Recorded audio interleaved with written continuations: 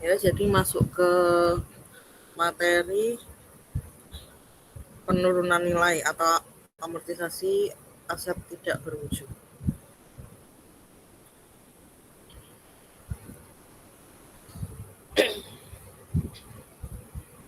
Nah, kemarin kan untuk jenis aset tetap tidak berwujud itu ada dua, yaitu yang masa manfaatnya terbatas dan masa manfaat tidak terbatas. Nah, untuk yang masa manfaat terbatas, untuk penurunan nilainya itu sama seperti aset tetap, aset jangka panjang, seperti yang sebelumnya sudah dipelajari di bab sebelumnya. Di mana untuk mengukur penurunan nilainya itu adalah dengan membandingkan antara jumlah tercatat dan jumlah terpulihkan. Jika jumlah terpulihkannya itu lebih kecil, maka terjadi penurunan nilai dan harus dicatat di jurnal. Nah, kemudian jika jumlah terpulihkannya ini lebih besar dari jumlah tercatat, maka tidak ada penurunan nilai, makanya tidak mencatat rugi penurunan nilai. Nah, untuk jumlah terpulihkannya itu sendiri ditentukan yang lebih tinggi antara nilai wajar dikurangi biaya perolehan dengan nilai dalam penggunaan. Nah, untuk contohnya, Large Inc. memiliki paten terkait cara mengekstrak minyak dari batu serpih atau shale rock dengan nilai tercatat 5 juta dolar pada akhir 2010. Sayangnya, beberapa penemuan minyak non-serpih atau non-shale baru-baru ini berpengaruh negatif terhadap permintaan untuk teknologi minyak serpih atau shale oil, yang menunjukkan bahwa paten tersebut turun nilainya. Large menentukan jumlah terpulihkan untuk paten tersebut berdasarkan nilai pakai, karena tidak ada nilai pasar aktif untuk paten.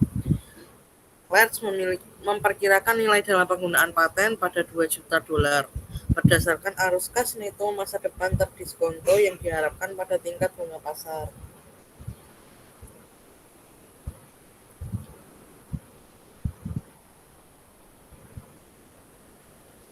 Nah, jadi di sini informasi yang diberikan ada cuma nilai tercatat atau nilai buku dan nilai terpakai. Jadi tidak ada informasi mengenai nilai wajar kurangi biaya perolehan, ini tidak ada informasi.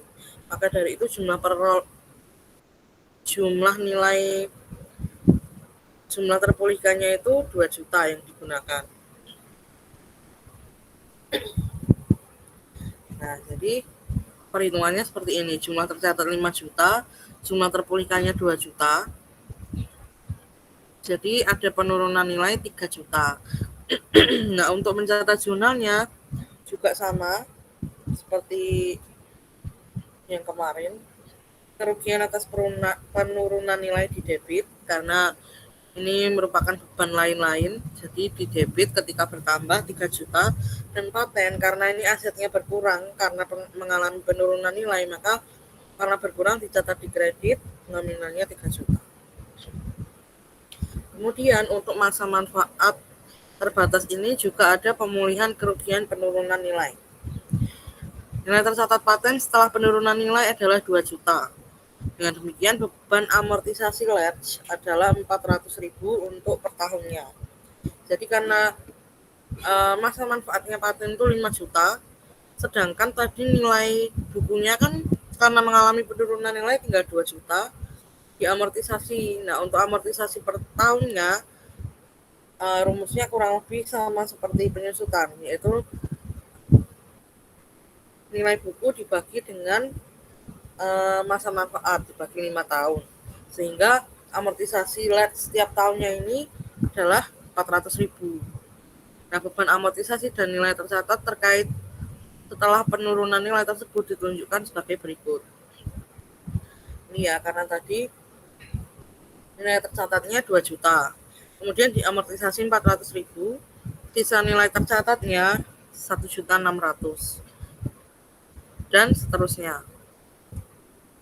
Nah, kemudian pada awal tahun 2012, dengan mempertimbangkan peningkatan kondisi pasar untuk teknologi minyak serpih atau shale oil, Large mengukur kembali nilai terpulihkan dari paten menjadi 1.750.000.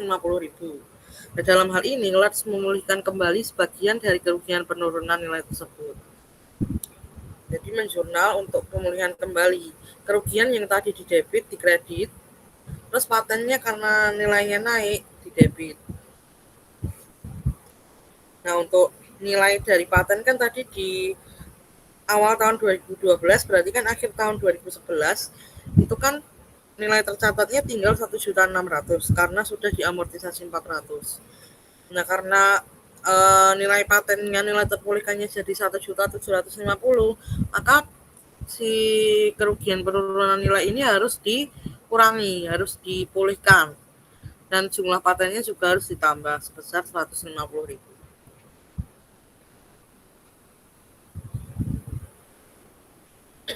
Nah, kemudian untuk aset tetap tidak berwujud yang masa manfaatnya tidak terbatas, tapi bukan goodwill, jadi selain goodwill. Nah, sebenarnya kurang lebih sama caranya, yaitu dengan membandingkan antara nilai buku dan nilai terpulihkan. Tapi di aset tidak berwujud yang masa manfaatnya tidak terbatas ini menekankan harus dilakukan uji untuk penurunan nilai setidaknya setiap tahun. Jadi wajib untuk melakukan uji penurunan nilai. Nah, uji penurunan nilainya itu kurang lebih sama dengan aset tidak berwujud yang masa manfaatnya terbatas. Nah, itu tadi, membandingkan antara jumlah terpulihkan dari aset tak berwujud dengan nilai buku asetnya. Nah, contohnya, Arkon Radio membeli lisensi siaran seharga 2 juta. Lisensi diperpanjang setiap 10 tahun. Arkon Radio telah memperbarui lisensi dengan DCC sebanyak 2 kali dengan biaya yang minim. Karena Arkon mengharapkan arus kas tersebut untuk bertahan selamanya, Arkon melaporkan lisensi tersebut sebagai aset tak berwujud yang masa manfaatnya tidak terbatas. Nah, baru-baru ini GCC memutuskan untuk melelang lisensi kepada penawar tertinggi dan bukan lagi memperpanjang lisensi yang ada.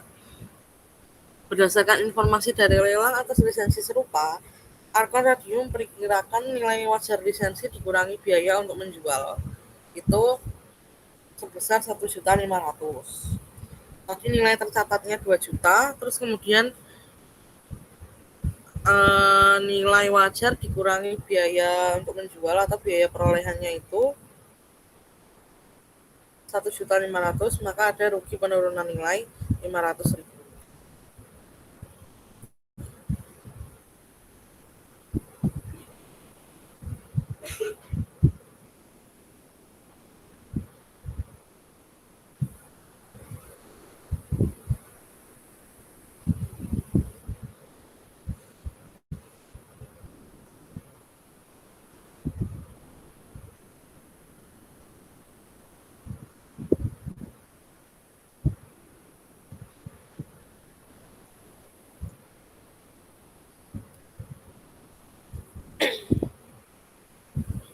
Nah, kemudian penurunan nilai untuk goodwill. Jadi goodwill itu kan kenaikan nilai dari suatu aset. Misalnya ada perusahaan membeli perusahaan lain seharga 1 miliar. Nah, ternyata berdasarkan kesepakatan diakui sebesar 1.200.000.000. Nah, 200 jutanya itu goodwill. Nah, untuk goodwill ini penurunan nilainya berbeda dengan ya kurang lebih sama dengan aset tidak berwujud. Jadi perusahaan harus menguji goodwill setidaknya setiap tahun. Penurunan nilai dilakukan berdasarkan unit penghasil kas di mana goodwill dialokasikan. Nah, karena pasar aktif untuk unit penghasil kas jarang adanya, estimasi jumlah terpulihkan untuk penurunan nilai goodwill biasanya didasarkan pada estimasi nilai pakai. Oke, langsung masuk ke contohnya. Colbull Corporation memiliki 3 divisi. Perusahaan membeli satu divisi, Prit Products, 4 tahun lalu sebesar 2 juta. Sayangnya, Prit mengalami kerugian operasi selama 3 kuartal terakhir. Manajemen Colbull sekarang meninjau divisi tersebut, unit penghasil kasnya itu divisinya ini, untuk tujuan pengujian penurunan nilai tahunan. Asetnya itu divisi Prit termasuk goodwill terkait sebesar 900.000 yang berasal dari pembelian. Nah, jadi 4 tahun lalu Colbull Corporation ini membeli Prit Products harganya 2 juta. Nah, padahal di Print Products ini tuh adanya aset 800, 700, 300, 200 ini. Nah, kemudian si Kolbui ini kan membayar 2 juta, otomatis kan ada sisa 900.000. Nah, itu diakui sebagai goodwill dulunya pada saat beli. Nah, kemudian setelah 4 tahun kemudian ternyata si divisi Print ini mengalami kerugian operasi selama 3 kuartal. Maka dari itu dilakukan uji penurunan nilai. Dan ternyata setelah diuji, nilai dari aset bersihnya itu adalah 2.400.000.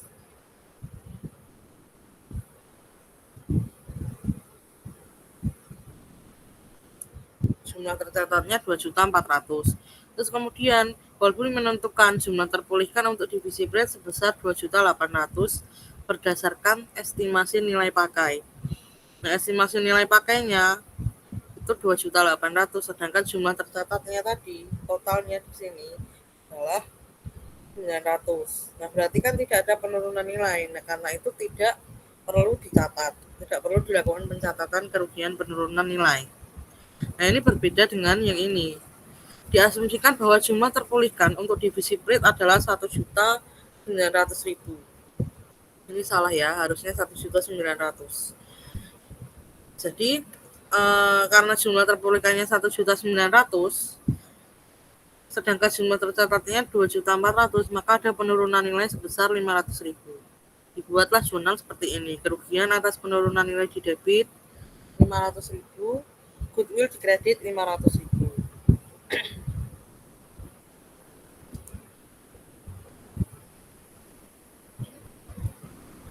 Nah, terus kemudian untuk materi penurunan nilai sudah selesai, lanjut di materi biaya penelitian dan pengembangan atau R&D. Jadi biaya penelitian dan pengembangan bukan merupakan aset tak berwujud dengan sendirinya. Jadi R&D ini seringkali melahirkan paten dan hak cipta, yang mana paten dan hak cipta ini tuh dapat memberikan nilai di masa depan. Entah itu dengan memunculkan produk baru, memunculkan proses baru, ide, rumus, komposisi, maupun karya sastra. Nah, untuk pengakuannya, untuk biaya penelitian dibebankan pada saat terjadinya si penelitian itu. Jadi pada saat penelitian terjadi langsung dibebankan sebagai biaya penelitian. Nah, sedangkan biaya pengembangan itu untuk dibebankannya belum tentu pada saat terjadinya. Jadi bisa jadi setelah terjadi baru dibebankan. Nah, kapitalisasi dimulai ketika proyek sudah berada cukup jauh dalam alur proses sehingga manfaat utama dari manfaat ekonomi dari proyek R&D tersebut akan mengalir ke perusahaan. Jadi biaya penelitian dan pengembangan itu seperti jika suatu perusahaan itu ingin membuat produk baru. Nah, di situ akan dilakukan dulu penelitian dan pengembangan produk itu sampai produk itu layak untuk dipasarkan.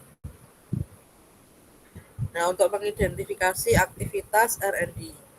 Jadi aktivitas penelitian ini mungkin bisa investigasi orisinil dan direncanakan yang dilakukan untuk menggali prospek perolehan pengetahuan dan pemahaman ilmiah atau teknik baru. Misalnya penelitian laboratorium yang bertujuan menemukan pengetahuan baru, menggali penerapan dari temuan penelitian baru.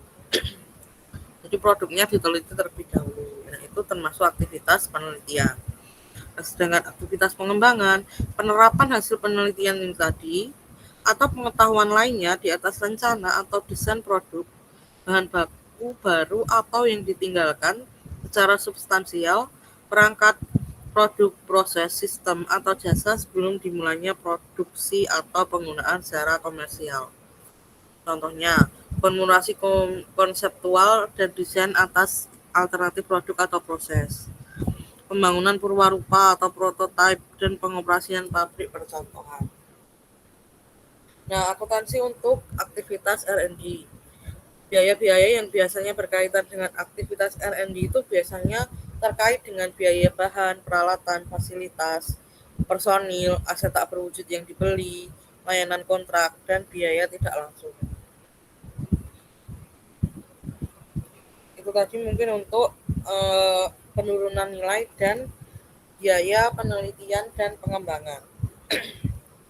Nah, kemudian masuk ke materi-materi terakhir, yaitu penyajian aset tidak berwujud.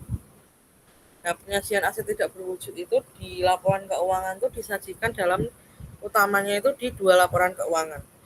Yang pertama itu di laporan posisi keuangan atau di neraca.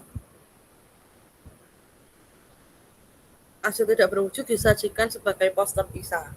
Jadi tidak termasuk ke dalam jadi disajikannya itu di bagian aset, tapi tidak boleh digabung dengan aset lancar ataupun aset tetap berwujud.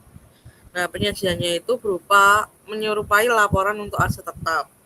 Tidak terdapat akun lawan yang dicantumkan untuk aset tidak berwujud. Perusahaan wajib mengungkapkan secara terpisah seluruh aset tidak berwujud selain goodwill. Jadi amortisasinya itu masuk ke dalam si aset langsung. Kemudian di laporan laba rugi. Nah, di laporan laba rugi ini pengaruhnya aset tidak berwujud itu ada di beban amortisasi. Kemudian ada penurunan dan pemulihan nilai aset kecuali goodwill. Dilaporkan secara terpisah yang umumnya dicantumkan dalam segmen operasi. Nah, mungkin itu tambahan untuk materi mengenai aset tidak berwujud. Dari teman-teman ada yang mau ditanyakan terlebih dahulu?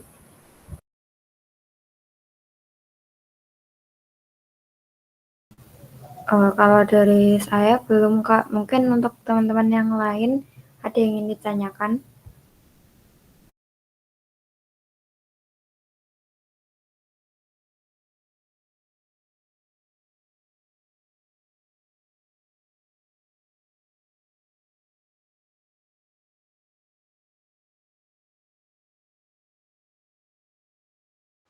Belum ada, Kak.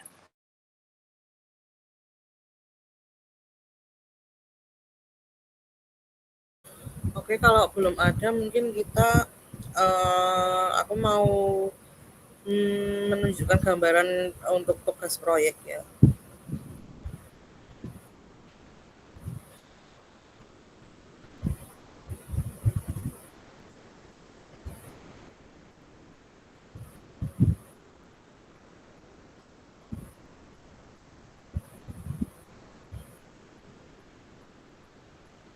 Jadi untuk tugas proyeknya ini sebenarnya agak beda sama yang di tahunku. Kalau di tahunku itu membuat siklusnya itu masalahnya ini tuh kayak dibagi setiap kelompok beda-beda gitu fokusnya. Misal kelompok satu fokusnya kas, kelompok dua fokusnya piutang gitu. Kalau di sini kan kalau yang tahun ini kan ternyata agak berbeda. Tapi sebenarnya kurang lebih sama. Mungkin uh, untuk dari segi bagian struktur susunannya teman-teman bisa menyesuaikan sendiri nanti.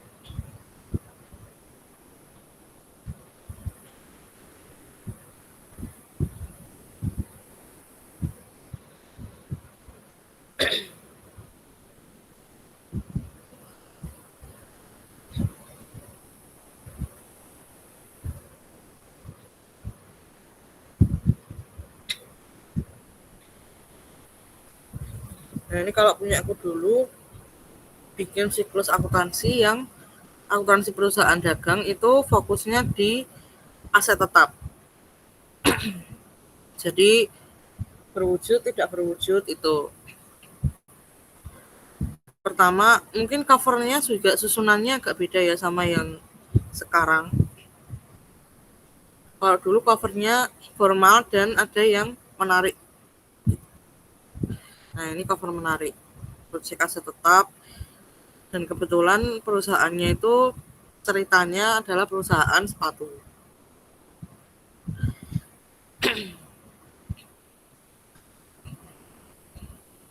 Nah, kalau dulu nggak ada nggak dipisah gitu antara pendahuluan dengan pembahasannya, itu tetap jadi satu gitu. Kalau sekarang kan pendahuluan isinya identitas, saldo awal seperti itu kan masuk ke pendahuluan. Kalau dulu nggak ada ketentuan secara strukturnya.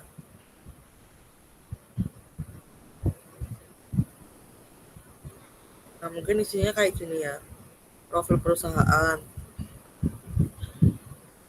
Profilnya sih ya seperti mungkin kalau teman-teman yang dari SMK dulu pernah eh, uji kompetensi. Nah, itu biasanya kebanyakan ambil contohnya dari situ.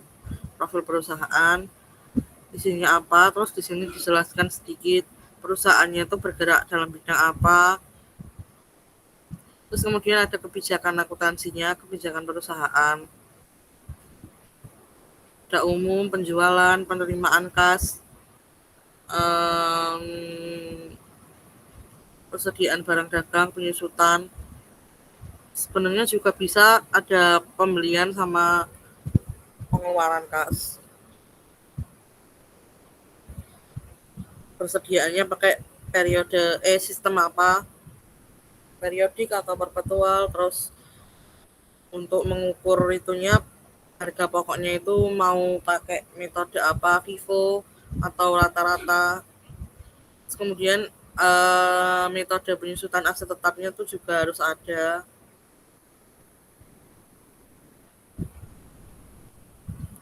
Terus kemudian ada daftar akun. Kalau daftar akun ya biasa sih.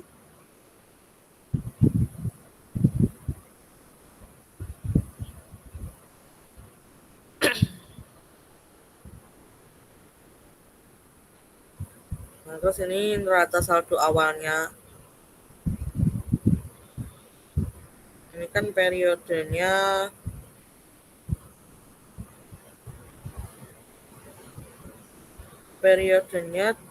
2021. 1 Desember 2021. Nah, ini neracanya berarti neraca awal 1 Desember itu berarti neraca akhir November. Ini harus balance. Terus kemudian ada daftar customer, supplier, dan persediaan. Jadi buku pembantunya. Saldo awal buku pembantu.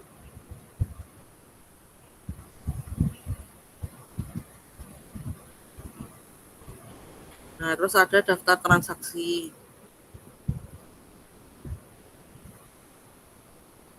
Biasanya kalau ini dicantumkan semua ya, daftar transaksi sama bukti transaksinya. Cuma kayaknya kalau di instruksi pengerjaan tugasnya teman-teman kayaknya cuma bukti transaksi aja, nggak perlu mencantumkan daftarnya seperti ini.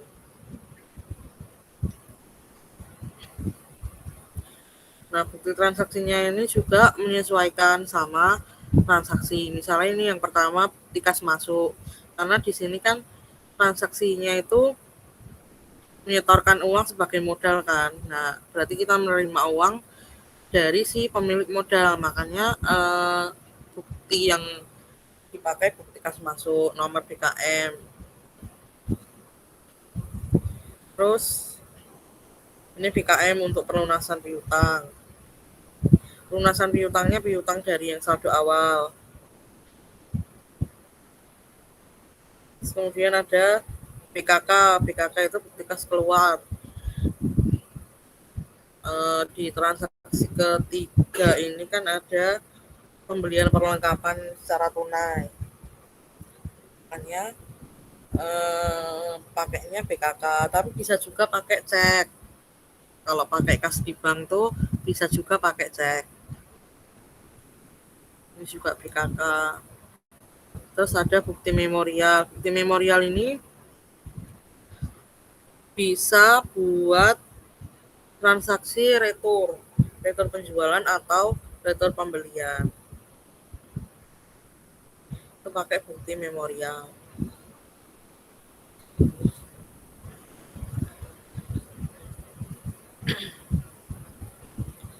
Nah, terus kalau untuk penjualan kredit atau pembelian kredit itu pakainya faktur. Ini ada penjualan kredit pakai faktur penjualan. Nah, kalau di faktur penjualan itu biasanya ada barang, ada nama barangnya, terus ada jumlah barang, harga satuan dan sebagainya, PPN juga.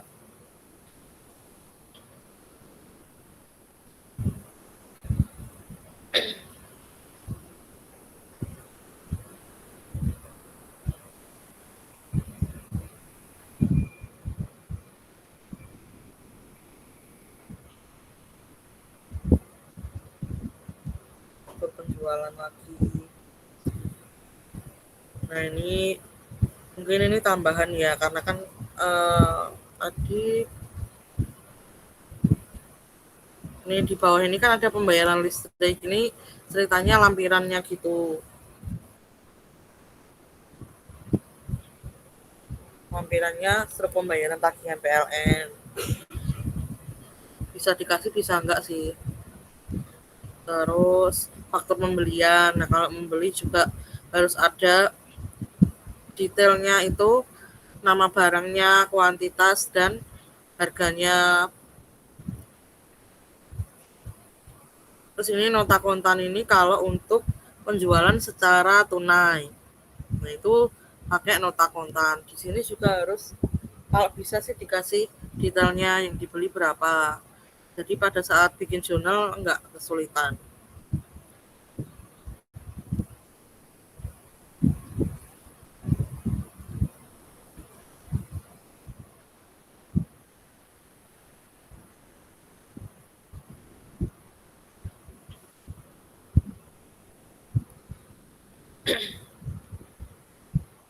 Nah, ini karena kasusnya itu untuk yang kelompokku itu fokus di aset tetap. Jadi itu ada transaksi yang membeli material untuk aset tetap yang dibangun sendiri. Ini contohnya kayak gini. Pakai bukti kas keluar, terus di lampirannya dikasih kayak nota dari si penjualnya itu. Yang dibeli apa aja untuk bahan pembangunan si aset tetap. Itu contohnya.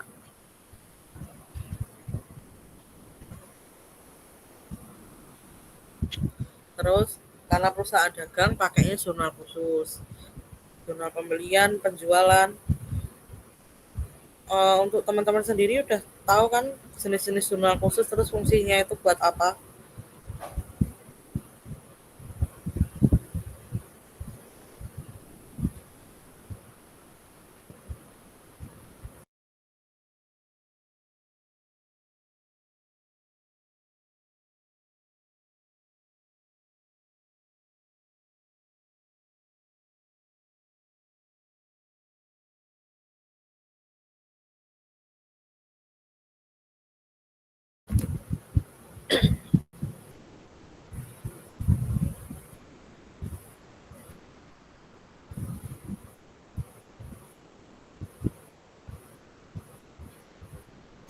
Oh, jurnal khusus tuh kayak jurnal penjualan sama pembelian ya, Kak?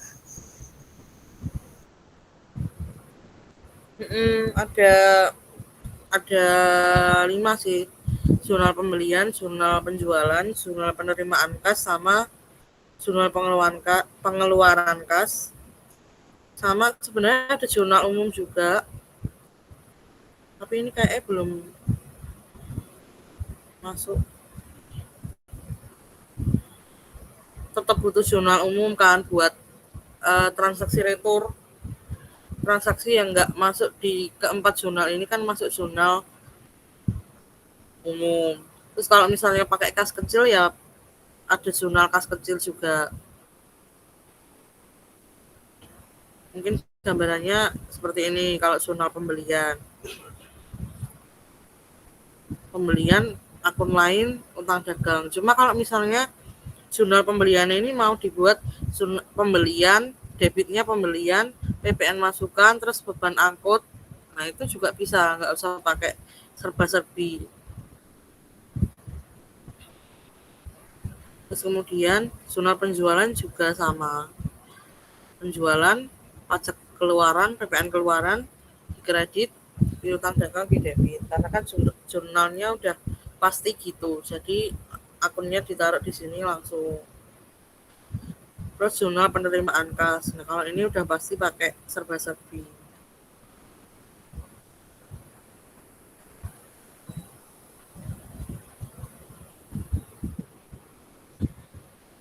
Terus jurnal pengeluaran kas. Kemudian buku besarnya, tiap akun harus ada. Nah kalau aku dulu buat tabel-tabelnya ini biar gampang di Excel. Jadi tinggal nempel aja di Word-nya, nanti pas Excel-nya udah fix jadi ditempel di sini. Jadi kita nggak bikin susah bikin tabel di Word-nya itu. Makanya ini beberapa masih ada yang kurang rapi sih.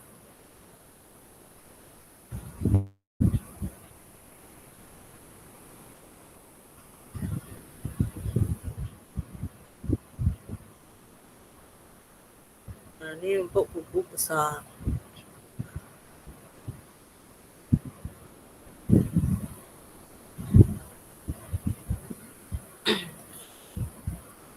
Terus habis buku besar neraca saldo.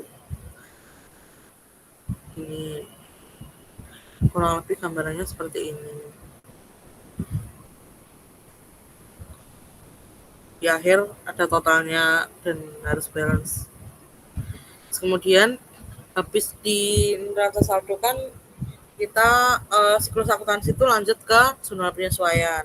Nah, jurnal penyesuaian buktinya bukan lagi BKM BKK tapi bukti memo, semuanya bukti memo. Jadi kayak dari bagian, kalau di sini contohnya dari bagian manajer keuangan kayak meminta ke bagian akuntansi untuk menyesuaikan akun-akun tertentu kayak gini untuk bukti memonya.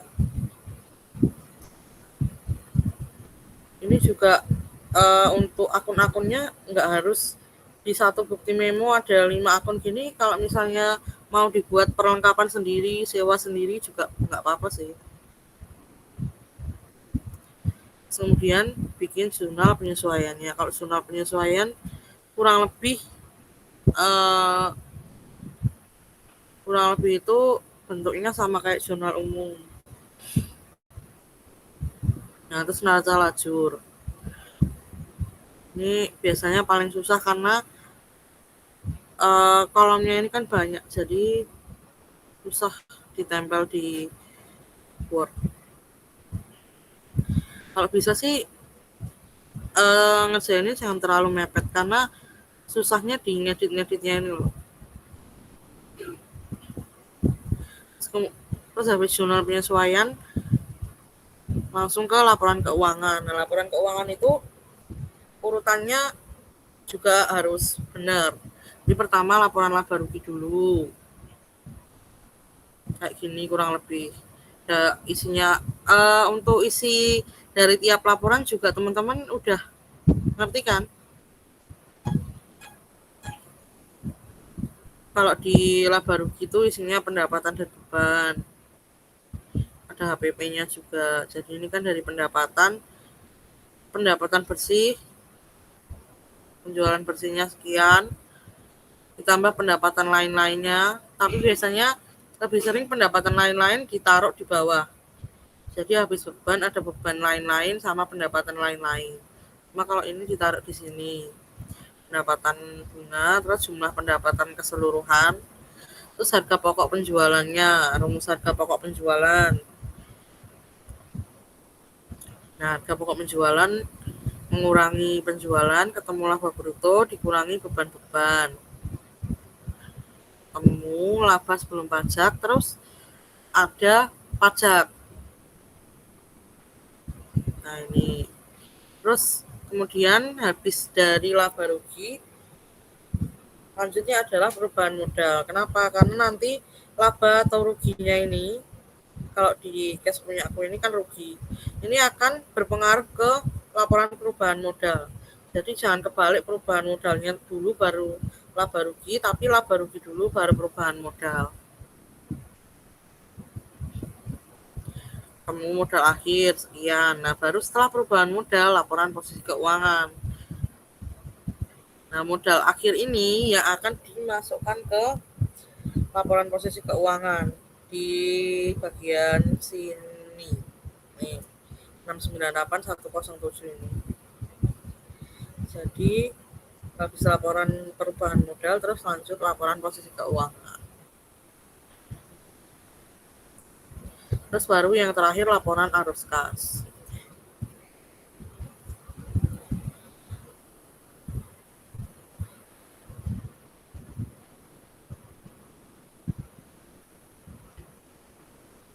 Nah, habis laporan arus kas menutup akun-akun tertentu ya, penjualan, akun-akun pendapatan dan beban yang dilaba rugi itu ditutup semua.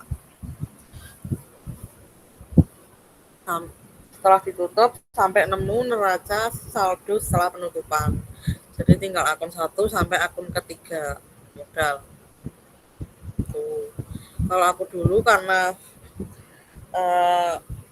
sebenarnya tujuan utamanya buat analisis kebijakan perusahaannya itu versus IFRS. Nah, makanya di akhir ditambahi analisis kebijakan perusahaan.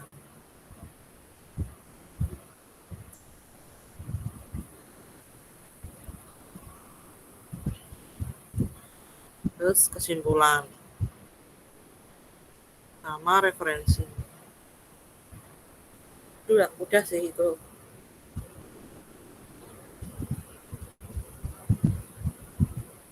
Terus juga mungkin sedikit tips kalau aku dulu pas bikin ini di Excel, pertama kali aku buat itu di saldo buku pembantu. Jadi bikin ini dulu,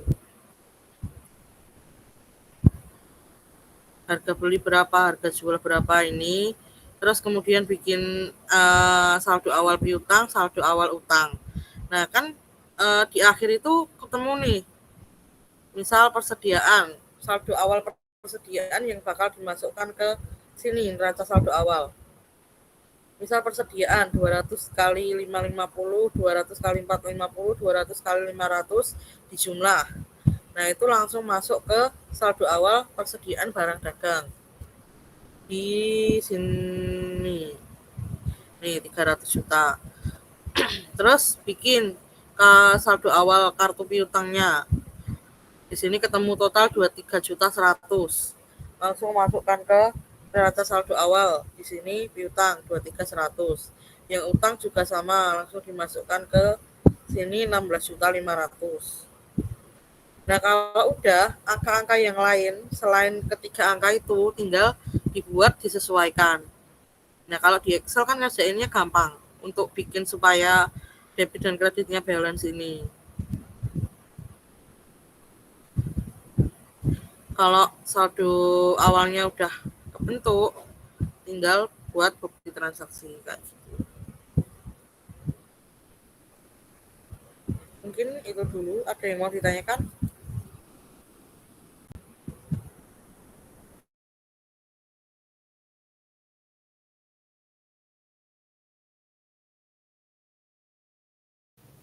Belum ada, Kak. Dari teman-teman ada yang ingin bertanya?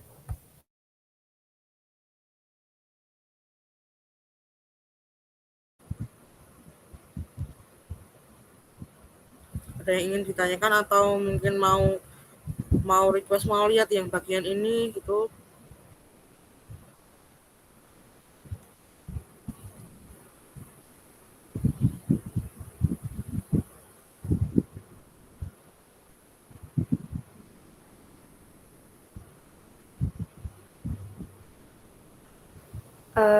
Izin tanya, Kak, kan dari Prof. Muhtar itu kan belum ngasih kejelasan tentang pengumpulan tugasnya itu paling lambat berapa. Nah, kalau pengalaman dari Kak Balkis tahun lalu tuh pengumpulannya misal seminggu setelah tugas diberikan atau bagaimana, Kak? Kalau aku itu sebelum UAS sih, pas di hari UASnya itu pagi. Kalau di tahunku juga pengumpulannya itu nggak cuma di soft file aja, tapi di print waktu itu, di print, dijilid gitu.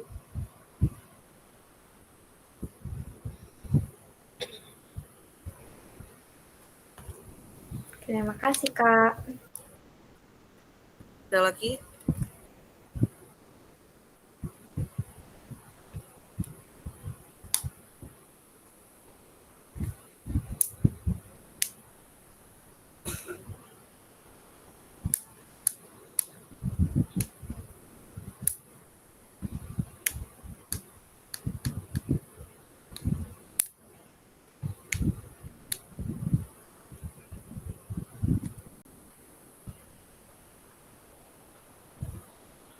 Oke, sepertinya belum ada ya. Mungkin mau dilanjut ke sesi dokumentasi. Mungkin bisa langsung ditutup, Kak, untuk sesi dokumentasi hari ini ditiadakan dulu. Oke, terima kasih untuk teman-teman yang udah join hari ini. Mungkin untuk pertemuan selanjutnya